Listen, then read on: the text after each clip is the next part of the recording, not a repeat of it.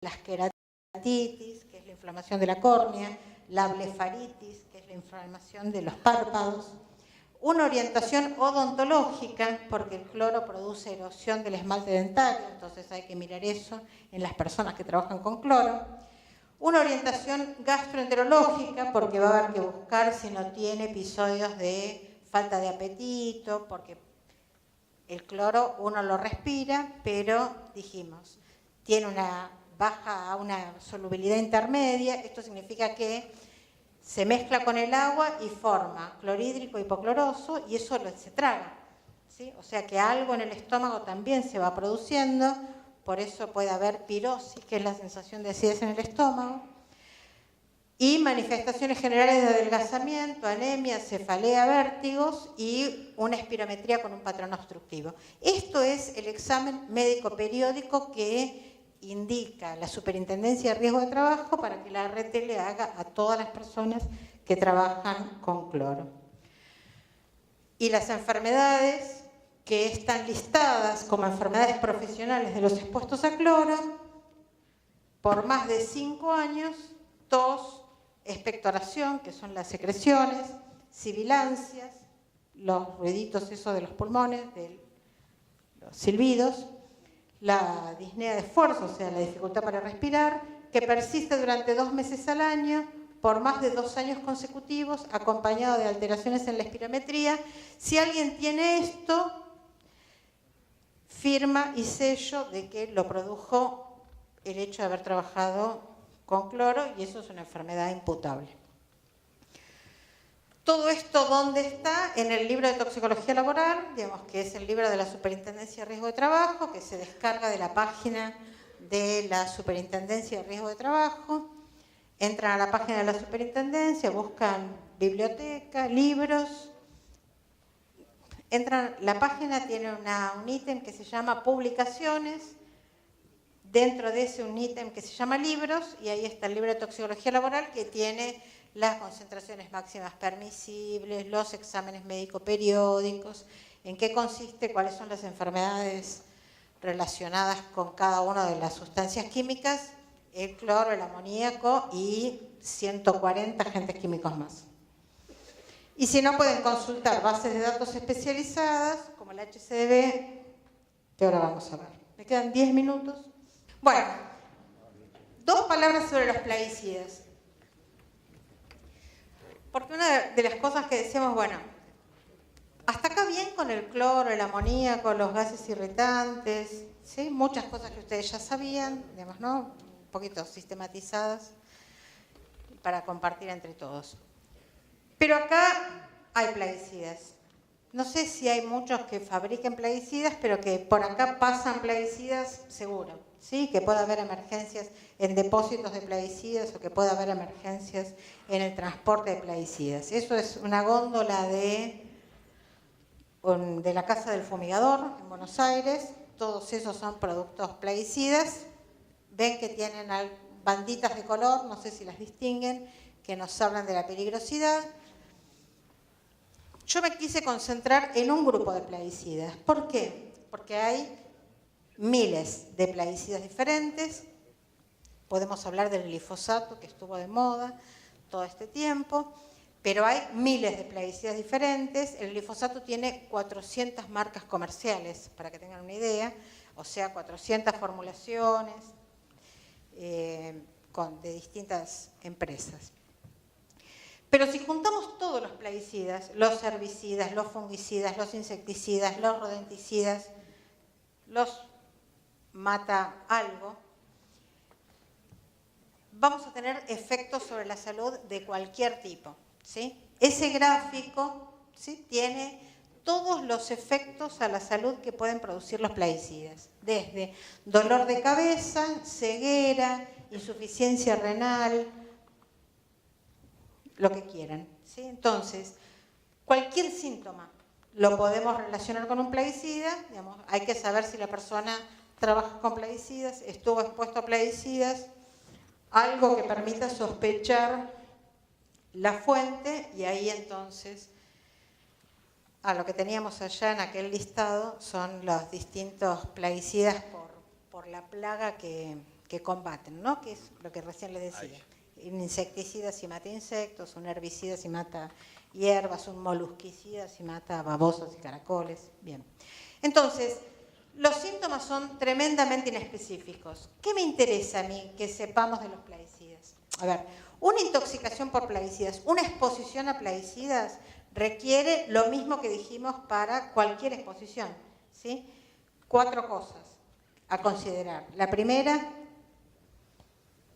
mantener vivo al paciente, ¿sí? Soporte vital básico y avanzado. Soporte vital básico y avanzado, 98% de las intoxicaciones por plaguicidas alcanza, ¿sí? ¿Esto qué significa?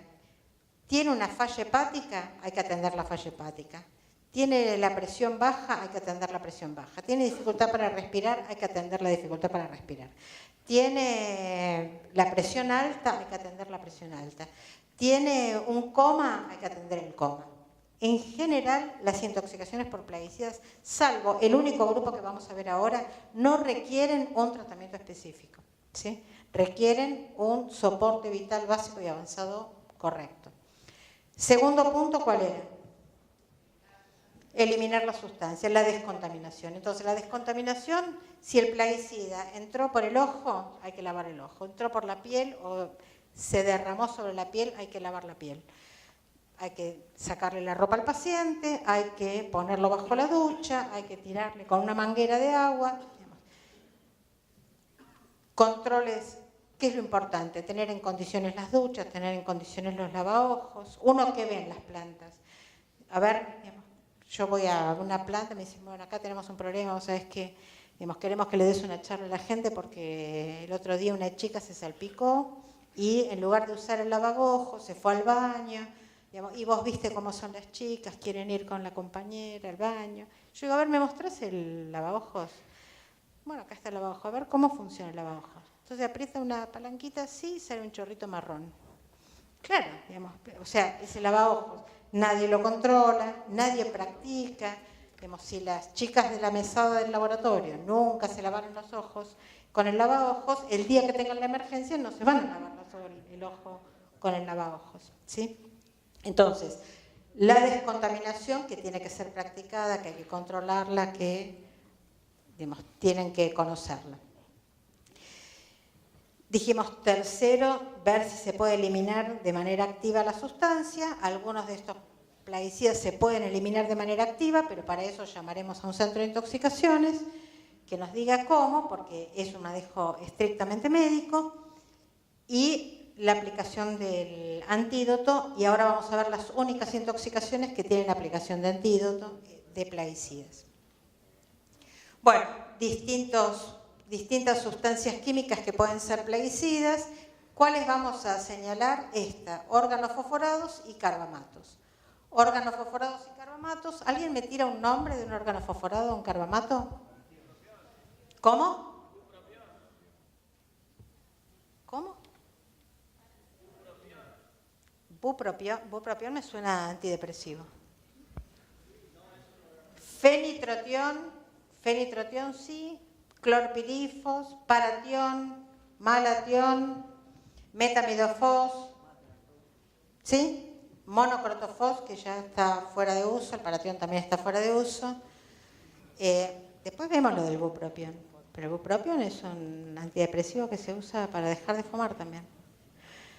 Bien. En general tienen un fos o un tión, ¿sí?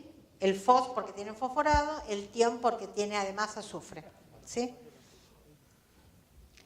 Los demás, en general, no tienen un tratamiento específico importante. Entonces, vamos a hablar de los insecticidas organofosforados y de los insecticidas carbamatos, que se llaman inhibidores de la colinesterasa. Y que son los insecticidas por excelencia. Se han reemplazado por las piretrinas, en algunos casos se han reemplazado por las piretrinas, ¿no? Que son bastante poco tóxicas. Cuando pueden funcionar las piretrinas, son mejor. Pero los insecticidas organofosforados y los carbamatos se siguen usando mucho. Hoy Daniel decía, si la IDLH es muy chiquita, ¿sí? Preocúpense. Y les habló también de la dosis letal 50, cuando les habló de los caramelos envenenados. Que si se moría la mitad con 2 caramelos o si se moría la mitad con 5 caramelos. Bueno, acá tenemos las dosis letales 50 de los plaguicidas organofosforados, que son muy bajas. En general los plaguicidas organofosforados son muy tóxicos y muy tóxicos agudos, con muchas posibilidades de matar. Para entender cómo hacen daño, ¿sí? Los plaguicidas organofosforados que hacen daño, dijimos, son inhibidores de colinesterasa. Vamos a ver qué es la colinesterasa y hacen daño en el sistema nervioso. Entonces vamos a entender algo de cómo funciona el sistema nervioso. Hay un pedazo del sistema nervioso que funciona con un mediador que se llama acetilcolina, ¿sí? Entonces acá tenemos una neurona y acá tenemos otra neurona. La transmisión nerviosa en todo nuestro organismo se da porque una neurona le comunica a la otra neurona que algo está pasando, ¿sí? ¿Cómo se lo comunica? Con una sustancia química, que es la acetilcolina. Entonces, llega una señal por esta neurona a donde termina la neurona, ¿sí? Esta señal dispara que esta neurona libere esto que se llama neurotransmisor. Es un mensajero. Es lo que le dice a la otra neurona que algo está pasando. Entonces, ese mensajero que se llama acetilcolina sale de esta neurona y viene a esta otra neurona y acá se pega a esta otra neurona y sigue la señal, ¿sí? En esta otra neurona hay esto que se llama la acetilcolinesterasa que rompe esta molécula. O sea, dice, bueno, ya me enteré que hay un problema, doy una señal y elimino la señal que recibí, ¿sí? Entonces, llega la señal, dijimos, llega la señal por acá, libera el neurotransmisor, que es la acetilcolina se pega a la otra neurona, le dice, está pasando algo, contale a la que sigue, y la acetilcolinesterasa rompe la acetilcolina, ¿sí? Ahí vemos la señal que sigue para la otra neurona. ¿Qué pasa con el inhibidor de la colinesterasa? El inhibidor de la colinesterasa se pega a esa enzima y no la deja destruir la señal, con lo cual la neurona sigue mandando señales, ¿sí? Esa hiperactividad del sistema colinérgico es lo que genera la intoxicación. ¿Por qué nosotros hacemos hincapié en esta intoxicación? Porque tenemos medicamentos que cortan este proceso, ¿sí? Tenemos antídotos. Es la única intoxicación por plaguicidas en la que tenemos antídotos. Entonces vamos a tener un antídoto que me corta esta unión y tenemos un antídoto que me bloquea este estímulo, ¿sí? Entonces, dijimos, el 98% de las intoxicaciones no tienen antídotos. En esta tengo 2 antídotos. Si yo tengo riesgo de intoxicaciones con plaguicidas, porque los plaguicidas se usan para todo lo que es cultivos, entonces se transportan. Si tengo ese riesgo, estos 2 antídotos los tengo que tener, ¿sí? Y tengo que saber usarlos. Estos plaguicidas, organofosforados, carbamatos, inhibidores de colinesterasas, son lo mismo que el gasarín, ¿sí? Lo mismo que el gasarín. Por eso que cada vez que hay una amenaza de terrorismo químico, los preparativos para esa amenaza de terrorismo químico son los mismos que los de una emergencia con insecticidas inhibidores de la colinesterasa. Bueno, organofosforados, carbamatos. Los organofosforados son mucho más dañinos. ¿Por qué? Porque inactivan a la colinesterasa de manera irreversible, no hay vuelta atrás, y los carbamatos la inhiben de manera reversible, no más de 8 horas, entonces el cuadro es muy grave también, pero se recupera más rápidamente. Esto tiene distintas manifestaciones clínicas. Vamos a ir directamente a lo que es la tríada característica. La tríada característica de un intoxicado por estos productos es las pupilas chiquititas, ¿sí? Las pupilas están, las dos pupilas muy, muy pequeñas, ¿sí? No se mueven con la señal luminosa. Los que tienen alguna práctica médica o paramédica o prehospitalaria saben que las pupilas, si yo les apunto con una luz, se achican, ¿sí? En este caso, las pupilas están, decimos, puntiformes, bilaterales, ¿sí? No reaccionan a la luz porque ya están muy pequeñitas. Eso es miosis. Bradicardia. La frecuencia cardíaca está por debajo de 60, siempre, ¿sí? La frecuencia cardíaca por debajo de 60. Y un aumento exagerado de secreciones. Secreciones, lágrimas, secreción de la nariz, salivación, ¿sí? Producto de esa, esto es producto de esa estimulación constante de los nervios que funcionan con acetilcolina. Entonces, las pupilas muy chiquitas, las secreciones muy importantes y la frecuencia cardíaca muy baja, por debajo de 60. Estos son signos que cualquiera puede ver, que el que está acostumbrado a medir signos vitales se da cuenta.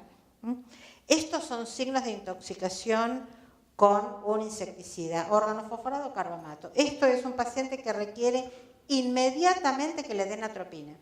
Los soldados van a la guerra con jeringas cargadas de atropina y se la aplican así y les enseñan eso si hay riesgo de que le tiren gasarina en la guerra, ¿sí? O tabún o somán, porque son varios las armas de guerra química que usan este mecanismo.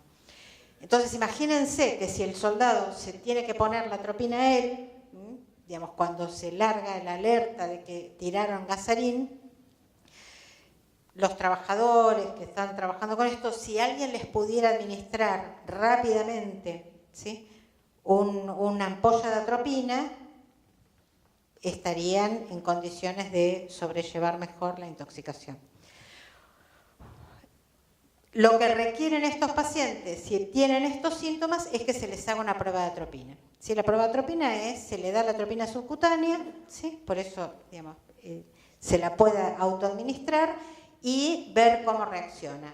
En general, el que está intoxicado, con una ampolla, 2 ampollas, 3 ampollas de atropina no le va a pasar nada.